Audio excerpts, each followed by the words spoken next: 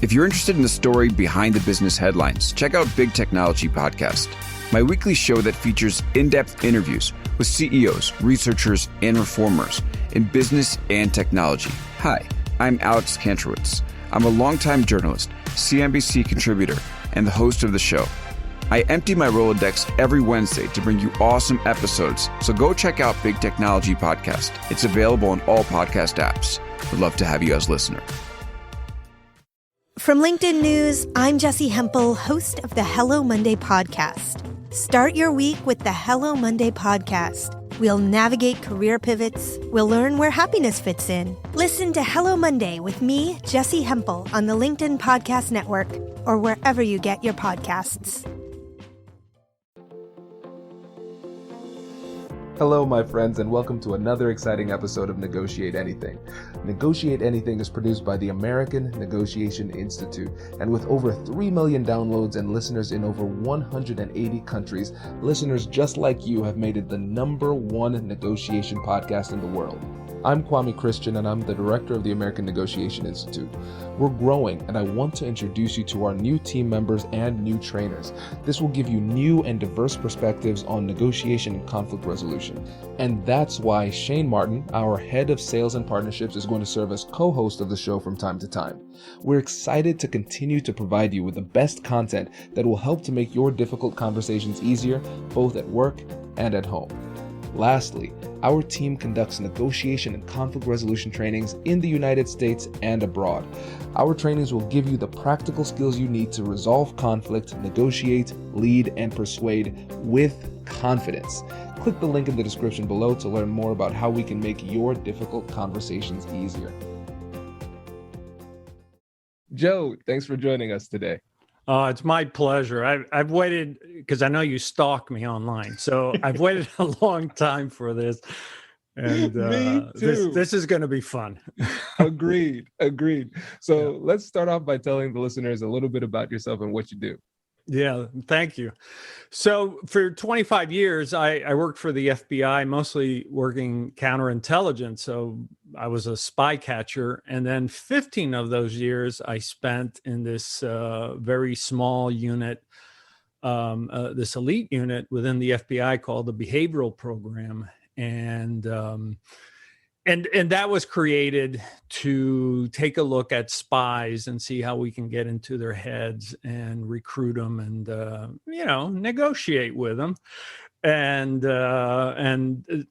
after I retired from the FBI, I started writing books and never intended for that to happen. And now 14 books later, I'm here with you, buddy. I'm here with you.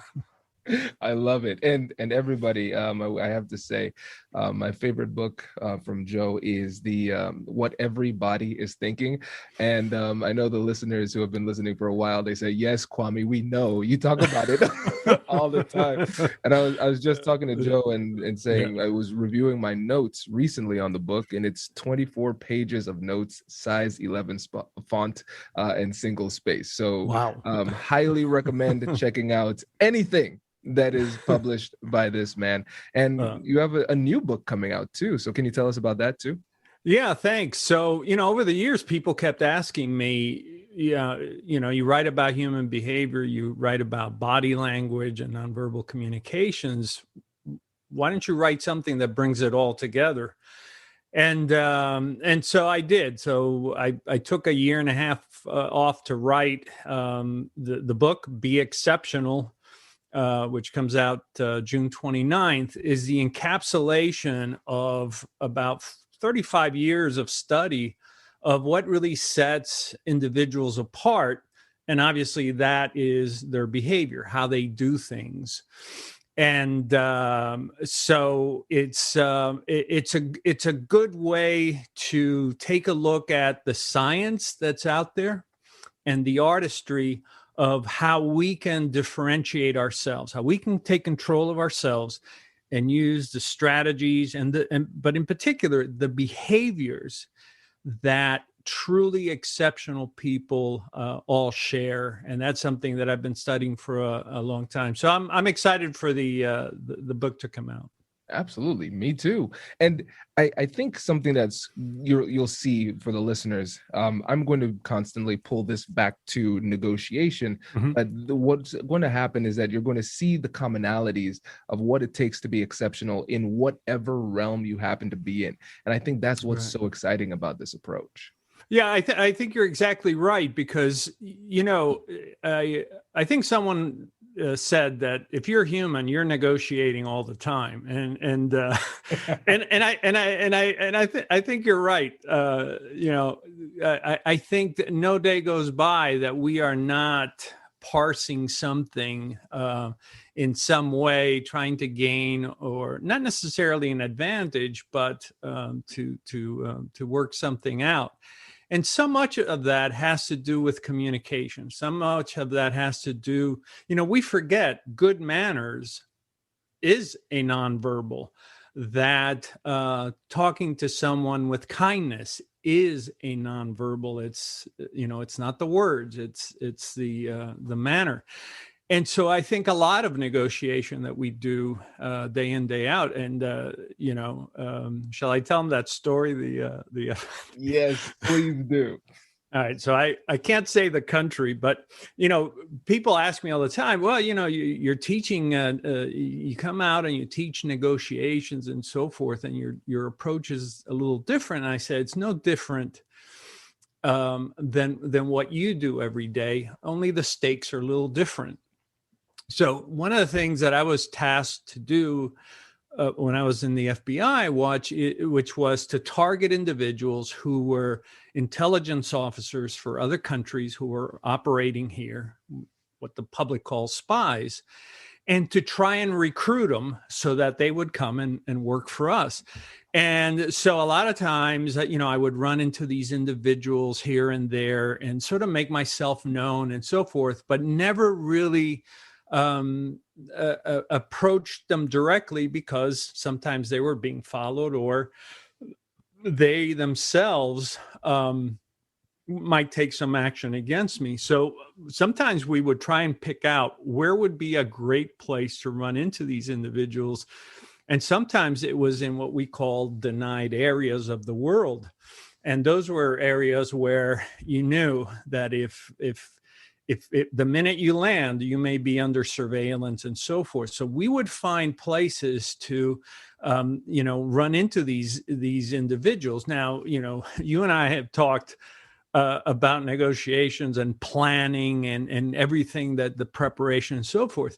But sometimes, in one case, I only had 7 minutes. I had 7 minutes between the moment that this individual's plane landed in a country I won't say, and his connecting flight. And so I had to figure out, through observation, which is what really a lot of the book is about, is what are his tendencies? How does he walk? Would it be best to just confront him directly, by approaching him from the front, or as I finally did, by walking up beside him and sort of looking over at him and smiling? And he had this look of surprise, but it's like, I can't even believe you're here, dude. It's like, just keep walking, don't say any word. And meanwhile, I'm just walking like I'm another passenger, and therein begins the negotiations. It was one of these things where I didn't have to say who I was. He knew at that moment, finally, who I was, and, convince him, negotiate that I want to meet with you if you will but tell me, where that might be possible. And the fact that he walked alongside of me, the fact that we never changed the pace, that he didn't confront me or anything. And sure enough, the next time we had that opportunity, he did it in a rather clear way. He knew I was nearby, and rather than take the gum that he was chewing and throwing it in the garbage can, he took the gum and he wrapped it around a piece of paper and he laid it on the edge of the garbage bin, and that set the the meeting for the eventual cooperation with me.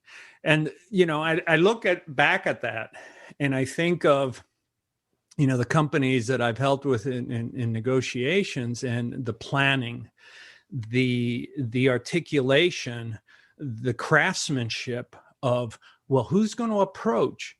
Who will enter the room first? Who will be speaking? When the lead negotiator is speaking, what is everybody else doing? Because, you know, are you just sitting there? You know, are you going to use your hands to gesture? Are you going to nod in agreement? Or are you going to sit directly in front of the other person in a stare contest, which I don't recommend? And so a lot of similarities. Obviously, you know, we're dealing with nation state actors, but the craftsmanship that you use is the same. Yeah. This is fantastic. And again, what you've done is you've taken what we know about psychology, human interaction, and persuasion, and you've taken it to the next level by understanding human behavior in a way that puts you in a position where you can accomplish your goal, whatever the goal happens to be in that situation. And that's why it's so transferable, because you're using these skills in the highest of stakes interactions, counterintelligence, spies, double agents, and those type of things. But the same psychology applies at the boardroom as well in these business negotiations. Yeah, the same psychology. You know, keep in mind, a lot of times in negotiations, you're dealing with corporations, and they have their own sort of mentality or history. But then you have the history, or what I call the luggage, of individuals. You know, I was in negotiations down in Broward County, where these folks, the county and another entity, are in every 3 years, they're in negotiations, and they have so much luggage. And this is where unpacking that and understanding that we have to deal with that emotional luggage, and we have to park it. You know, that the concept of, you know, put the ego aside. Well, that's all said and good, but it's not that easy. That you have to understand the personalities, and then how to best approach each other. And sometimes having the right person make the right presentation is going to be the surest winner, rather than you know, having somebody else doing it. So there's a lot that goes into it. Obviously, the more important the negotiation, the higher the stakes, the more effort that you can put into it. Absolutely. And Joe, in your opinion, what are some of the biggest psychological mistakes that people make during negotiation? Does your company invest in professional development training? If you believe that your team would benefit from a negotiation workshop, all you need to do is go to our website, fill out the workshop request form, and then we'll set up a time to chat. These workshops are completely customizable, and we've done them all around the country. Negotiation and conflict resolution skills are beneficial across all professions, but they're especially useful in procurement, purchasing, sales, sourcing, and contract management. Our calendar is filling up quickly, and we even have some workshops scheduled for next year. If you think you might want one, I'd suggest reaching out soon so you don't miss out. Check out the link in the description to learn more. And now, back to the show. Brace the rudders! Raise the sails! Raise the sails! Captain, an unidentified ship is approaching. Over. Roger. Wait, is that an enterprise sales solution? Reach sales professionals, not professional sailors. With LinkedIn ads, you can target the right people by industry, job title, and more. We'll even give you a $100 credit on your next campaign. Get started today at linkedin.com/marketer. Terms and conditions apply. Oh, I love that question. Thank you. I think the biggest mistake is thinking that little things don't matter. Oh, if I could, say hello, McFly, every little thing is important. From the moment you walk in, how you set up the meeting, how you greet the staff, saying hello to the security guards, the receptionists, everything else, being attentive to others in the smallest of ways, being polite, shaking hands, being mindful not to elevate emotions. Something so simple, you and I were talking recently about that. We can increase face time with each other if we would just angle each other a little bit, because to look at each other straight on is in effect very antagonizing. And the minute that we can just sort of, even if it's just rotating a little in the chair, we can just soften the mood. Turn yielding, making it an art form that, I'm going to let you speak, and I'm going to let you speak fully and completely. And then hopefully you will yield, and then it'll be my turn. And these little things that, I can tell you all the horror stories of people in negotiation, and somebody's, working their phone, or somebody's picking their ear, and you say, no, I can't believe I'm seeing this. And that's because nobody has told them that everything in the theater of negotiations matters. Everything. And from facial reactions, right? So we often talk about facial reactions, and somebody will throw out a number, and immediately you'll see the wrinkled nose and the shaking head, and right away now you've got to deal not just with the possibility of a no, but you're dealing with someone who is demonstrating this, which makes it even more difficult, because now you have to overcome this display and so forth. So it's that, I would say it's that recognition that the small things don't matter. I think most people in negotiations work the facts and but I know in the FBI, we would literally rehearse how we would walk in, who would walk in first, where we would sit, who looks at whom, how are things transacted, who will say what words, all because, in the theater of the interview or the theater of negotiations, it's the small things that really matter. Yeah. You're absolutely right. And I think that's one of the most interesting things about what you bring to the table with your expertise too, really hammering home that reality. And I think about one of the classic sayings from chess is every move has a purpose. You don't just make moves for the sake of moving the pieces. There's always a reason behind it. Absolutely. For instance, when do we call recess? When do we ask for a break? When do we stop sitting down? I remembered I was giving a lecture at up north at a really prestigious university, and they were shocked when I said, "Well, why don't we just get up from the chair?" And it's like what? Yeah. Why do we have to remain sitting?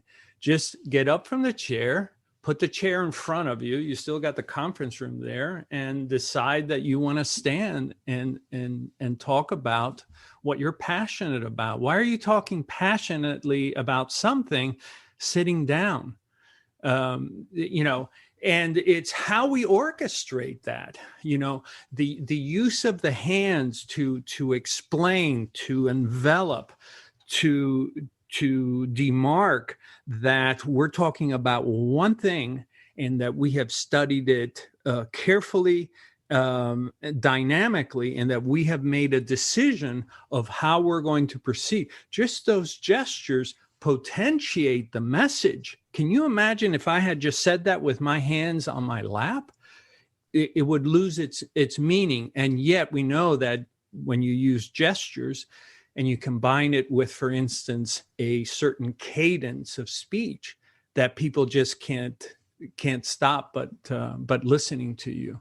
And that's a great way to reveal your commitment to what you're saying.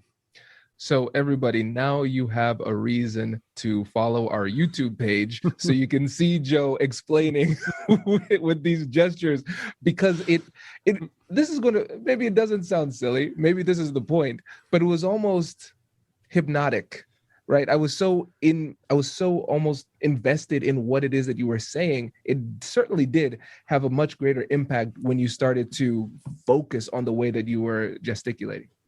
Yeah, exactly. And one of the things that I found with exceptional speakers was their use of their hands. You know, I look at Colin Powell, who, is really one of the great speakers out there. He's a great thinker, a thought leader, and obviously a great general and secretary of state.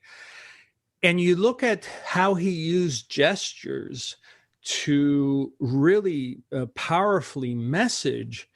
And, throughout history, we have seen great examples of that. And I find too many executives know the numbers, but don't know how to communicate that information powerfully. The fact that I can tell you that, look, this is our best offer, right? So now you're up against a wall. And my thumbs are in a gravity-defying position. This is it. There's no more movement here. I am not vacillating. I'm not in any way going to change my mind. That's it. That puts an end to the back and forth. You've reached that point where, say, guys, ladies and gentlemen, this is it. This is it. And that message of visual as well as vocal becomes much more powerful, and they have to react to it. And it makes so much sense, because when you think about everything as communication, we have our voice as communication, our demeanor as communication, our tone, our intonation, our body language, what we're wearing, all of those things are communicating a message. Absolutely. The clothing that we wear, the like you said, the gestures, something so simple as, how I reach for something, right? So the person that's jittery versus the person that reaches for it smoothly. The higher we are, the more competent and confident we are in an organization, the smoother our gestures. The lower we are, the more tentative we are, the more jittery the gesture. So we would literally rehearse. All right, so now we've been at this for 2.5 hours. I'm going to reach for that glass of water, and it's going to be smooth. And I'm going to drink it. Think of how many people have been criticized because they've been seen on the media where they go to grab water and it's shaking. And, I'm not going to name names, but I mean, I've seen Silicon Valley people, I've seen, heads of state doing this, not realizing that behavior is unsettling. And as I said, in the theater of negotiation, everything matters. Everything matters. What I started thinking, Joe, is I'm thinking about humans as animals. And I think it becomes even more interesting if you think about us like animals. So we would watch Animal Planet, National Geographic, those type of things. And we're looking at the mannerisms of the animals and, this means that, this means this. This is a dominance display. And then if you think about us as animals, we are animals biologically speaking. Right. And so we're going to be responding to the same cues that the animals out in the jungle would be as well. On point. We are just another species. We are primates, right? And we respond to the alphas. We respond to the hierarchy displays. This is why we dress up. This is why instead of having a big pen in our pockets, we have the Mont Blanc or whatever, because we're sensitive to these things, but we're also sensitive to the gestures that come with higher status. So, the higher status individual can engage in more eye contact. I have seen negotiators walk into a room and they're so daunted by it all that all they do is look straight ahead and never looking around, not realizing that they're limiting their ability to project confidence because they don't take the moment to look around and look at everybody present. And in essence, as we learned in law enforcement, I'm not scared of this room. I am confident in myself. And so just eye gaze behavior, the turn yielding that I spoke of, even for instance, instead of saying, no, Kwame, go ahead, saying, Kwame, go ahead. Let's hear what you have to say. Whoa, I am now taking charge without you knowing that I'm taking charge by doing these gestures that are consistent with turn yielding. And yet all of a sudden I'm the invited guest. And now I am, capitalizing on those powerful behaviors. We are, as you said, we are just another species, and we are sensitive to the smallest of things. Yeah.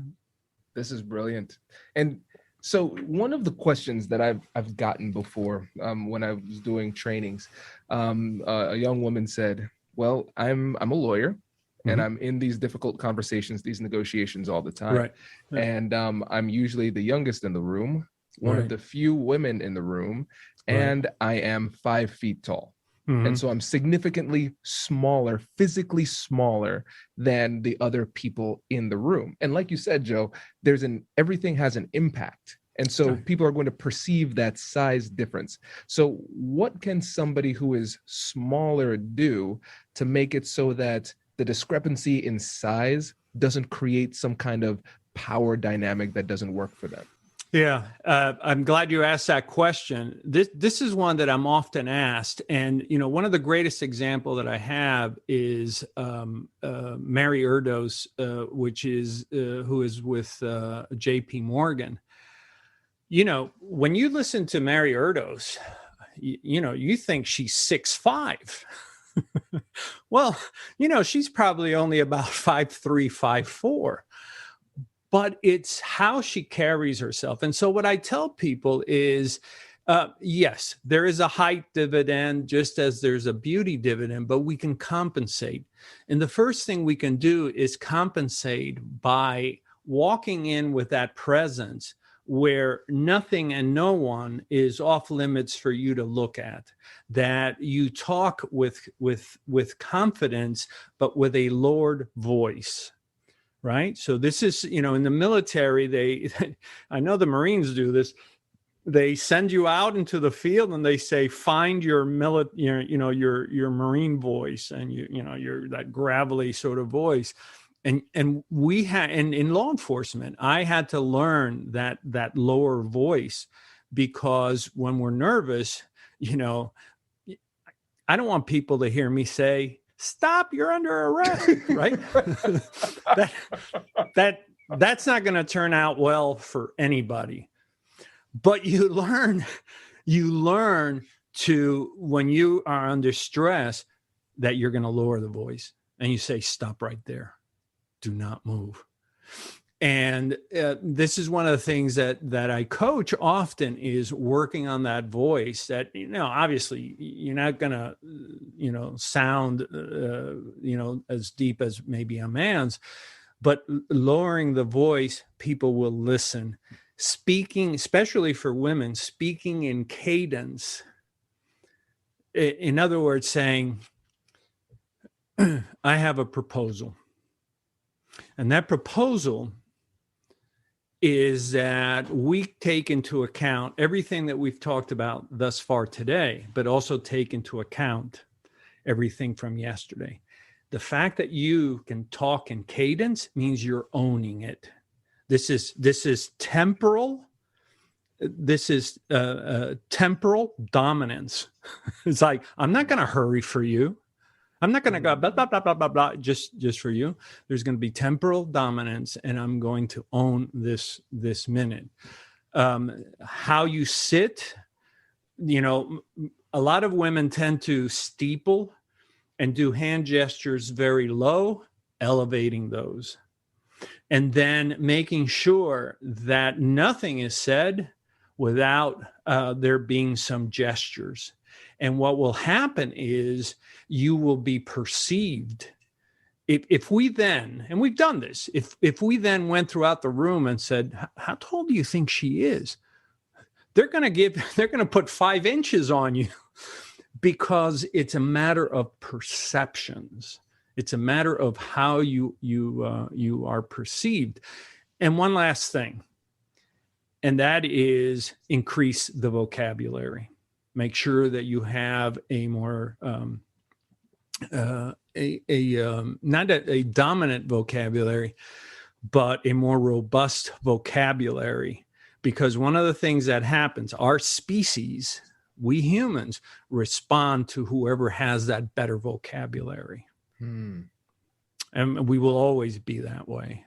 And whether we're listening to a beautiful poet, whether we're listening to Churchill, the eloquence, the sheer beauty of Martin Luther King, it's that command of words immediately elevates you. And as Wittgenstein said, the limits of my language are the limits of my world. And so you are self-limiting if you have a limited vocabulary. So increasing the vocabulary so that you project that. That's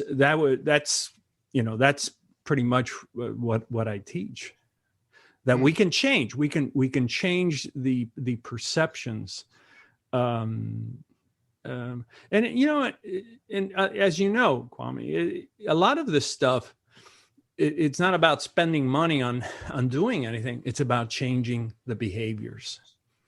It's about changing what we do in that theater of the interview. You're up against somebody that's just being hard-headed and so forth.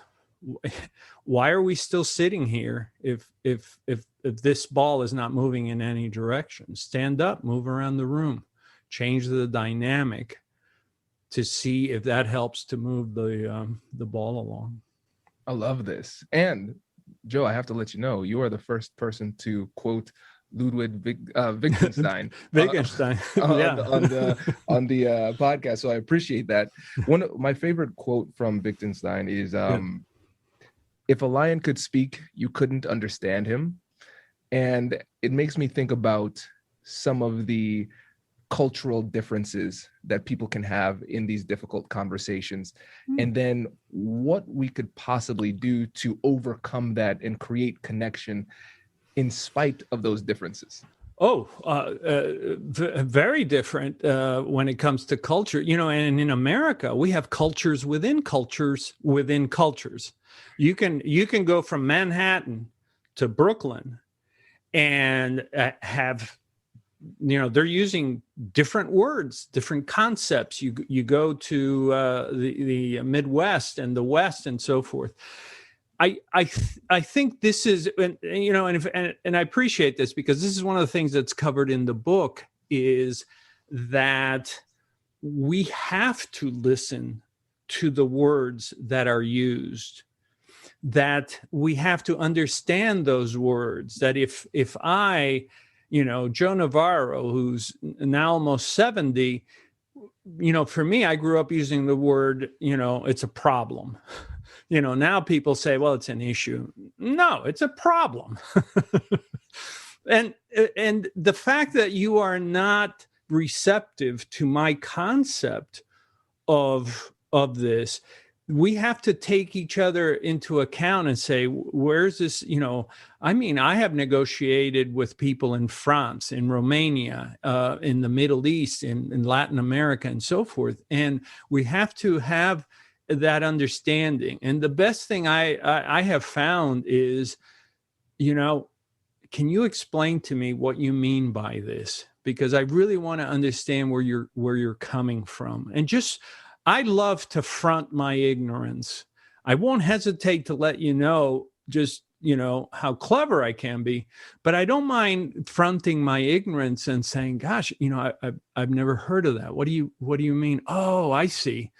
So, and then what happens is when we get others to explain to us things, they're becoming our cooperators. You're in essence getting them to cooperate with you. It's kind of like, as I know like Benjamin Franklin asking his enemies to do him a favor. Yes. And then they became best friends.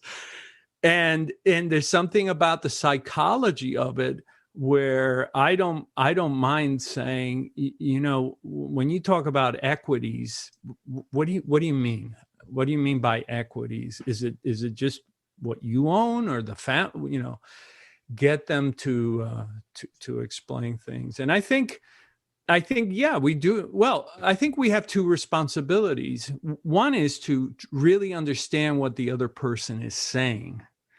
When they say, I hate this, let's unpack that.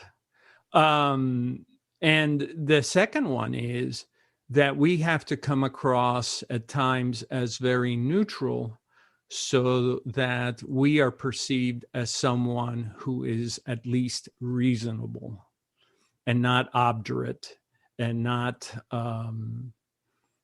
contentious. So that's one of our responsibilities also. This is great. This is really great. And one of the things, I want to take this all the way back to the beginning. This was something that you said about the book, Be Exceptional.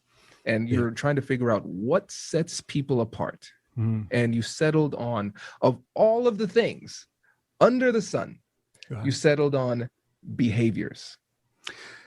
Powerful behaviors that, in studying individuals over 4 decades, because I was in this behavioral program in the FBI, that it all came down to behaviors. These individuals had mastery over their own behaviors. They weren't allowing things to get to them. They weren't blowing up and throwing a fit and so forth. Their behaviors were within that realm that others could respect. That doesn't mean they don't have a bad day, but that means that overwhelmingly they had mastery over themselves, that they were able to create an apprenticeship program. No matter how much adversity they faced, they created their own apprenticeship program, whether it was going to the library and reading books or calling people up and talking to them. But they created, people talk about, find your bliss. Well, when Joseph Campbell, the great mythologist, talked about in The Power of Myth, when he talked about finding your bliss, he wasn't saying like sit in a chair and it's going to come to you. He was talking about creating an apprenticeship where you could achieve that. And that takes all the behaviors, focus, dedication, the will and so forth. And then the other behaviors had to do with this other area, which is, in negotiations, you're doing this the whole time, which is observing what are the needs, wants, and desires, but also what are their preferences? Right? You have a negotiations and, all of a sudden you show up, with donuts and coffee and they only drink diet foods and tea. I've seen people just roll their eyes like, I'm on a diet, buddy. I don't want to eat this. I mean, they literally look at you like, is this it? So, and can we observe concerns and fears? I was just interviewed yesterday for a magazine article, and they said, now that we're coming back to a lot of us are coming back to work. I said, watch out. This concept of being able to perceive our preferences, you're going to have people that are going to be uncomfortable standing too close. You're going to have people that are going to be uncomfortable shaking hands too soon. You're going to have people uncomfortable because, somebody's wearing a mask and somebody isn't. And we have to take responsibility for that and say, look, if success is measured by our ability to communicate with each other, we've got to create an environment where we have an appreciation for preferences. Because frankly, I don't want somebody standing too close to me. Not right now. And we have to be able to perceive that. And that requires observations. And then the one thing that no negotiator will tell you is what they fear.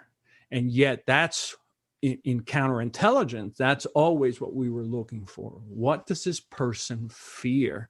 And when you can identify what that fear is, then you can appreciate somebody's final price point. You can appreciate somebody's decision schema and so forth. And, the other part of what exceptional people had was this ability to communicate. And they didn't have to be Churchill and they didn't have to be Lincoln.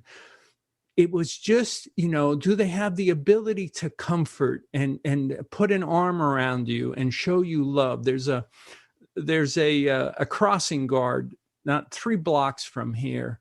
And every day those kids go by and give this lady a hug. You're telling me that isn't more powerful than words?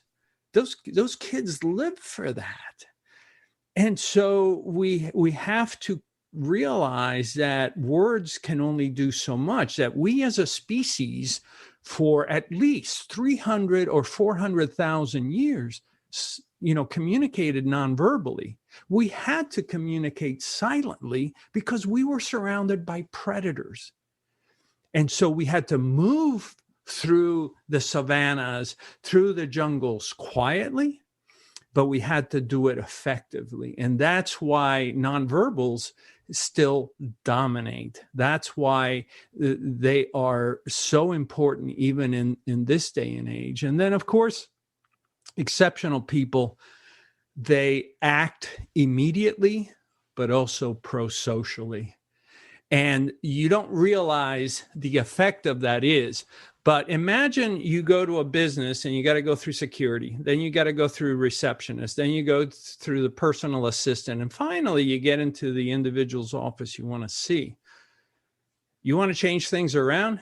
Meet the person that's important to you at the curbside. If you're a negotiator and you're waiting for them to arrive, right? What message are you setting? I meet them at the curbside, and now we're putting coins in that bank that says, you know what? We have an opposite take. We have we have responsibilities that may not come together, but I value you. And that's why I'm waiting out here, waiting for you.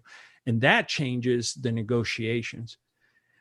What are they going to talk about the break? God, that Joe Navarro, he was waiting for us down here. That's really nice. Nobody else does that.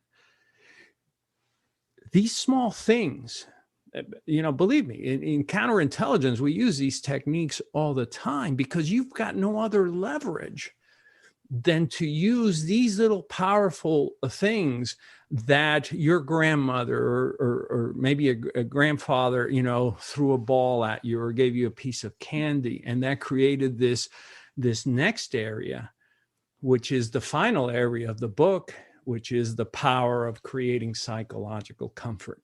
And when you have psychological comfort, you can achieve anything, because humans gravitate towards psychological comfort, and whoever provides that is going to win. They're going to win, because our species dislikes the noise, dislikes the animosity, dislikes the tension. And so we gravitate towards that person that provides it, whether or not we realize it or not. We like that in others and those that provide it. And that's what exceptional people taught me, that it's not about how much you earn or anything like that. It's about how you treat others.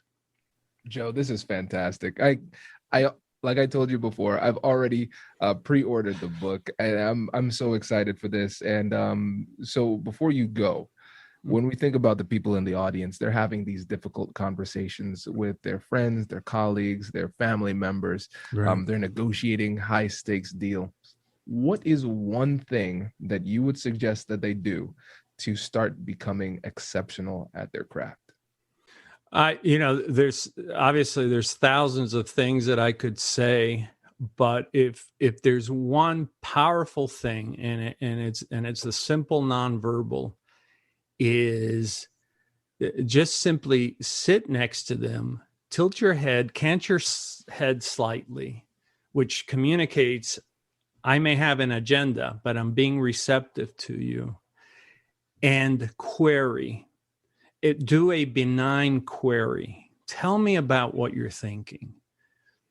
What drove you to this? What is behind this? Try to understand without imposing what you have to say.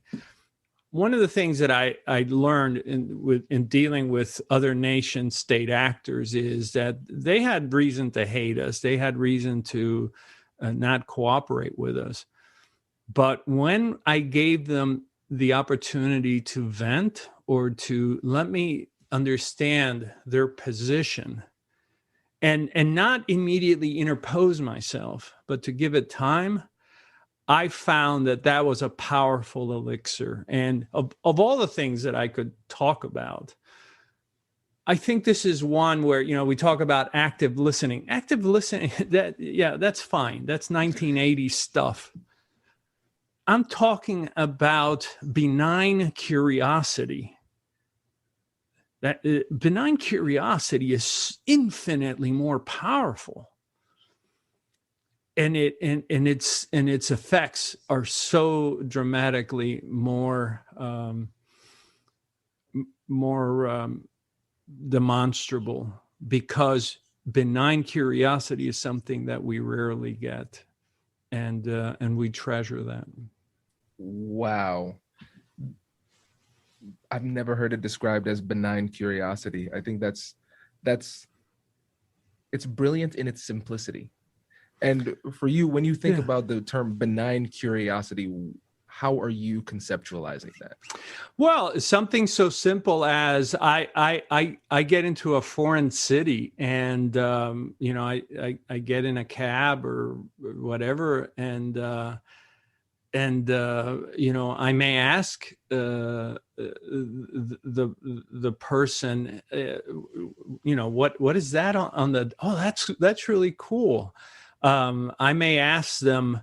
I was born overseas, so to me, nobody in Florida was born. It comes from Florida. Everybody in Florida is from somewhere else.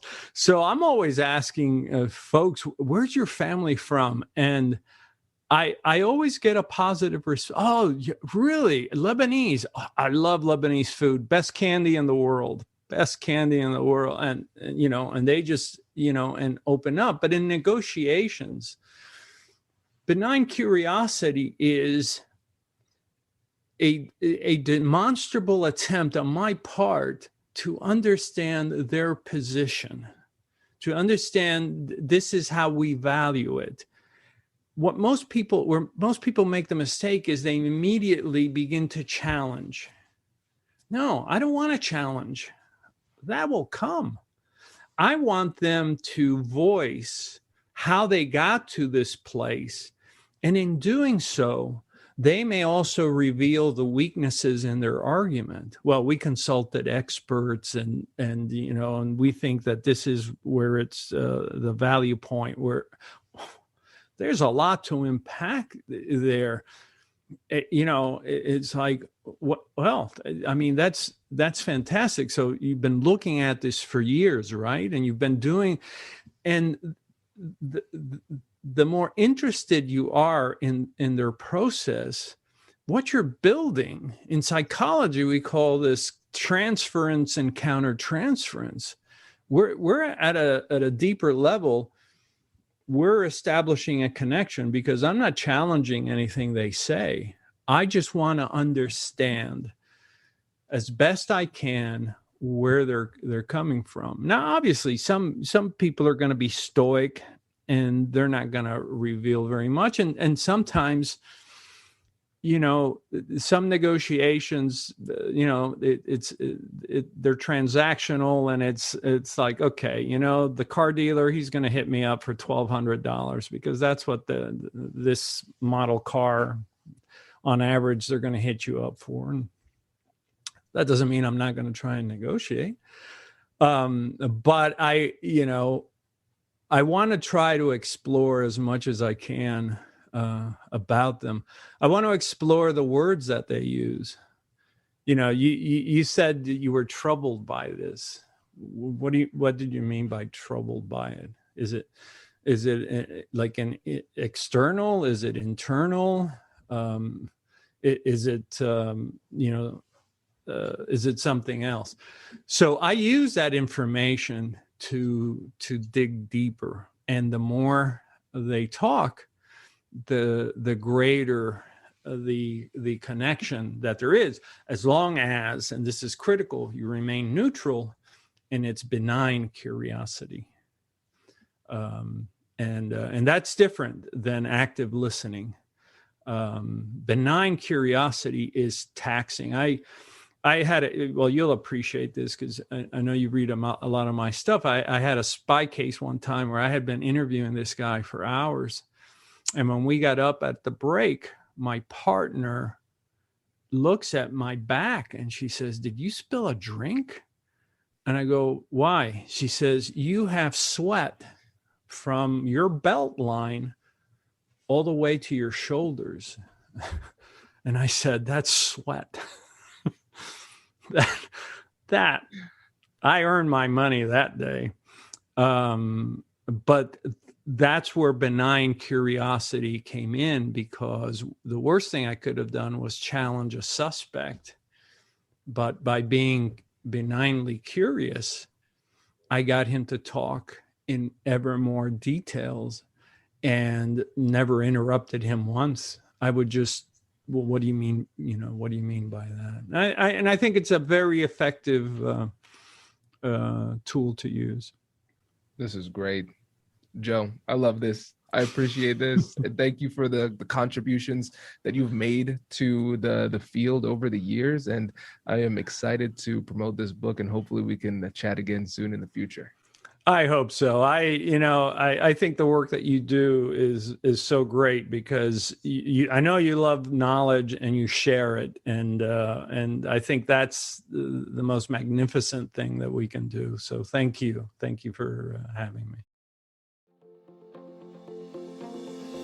Congratulations! You've just joined an elite club. By listening to a full episode, you're now officially on the Negotiate Anything team. So welcome aboard. What most team members do is they subscribe to the podcast because that allows them to automatically get the latest episodes of the show. The best things in life lie on the other side of difficult conversations. Keep learning, keep practicing, and keep getting better. Your relationships will improve, your career will soar, and you'll have the confidence you need to get the most out of these crucial conversations. Again, thank you for joining the team. We're excited to have you, and I will see you in the next episode. I'll catch you later.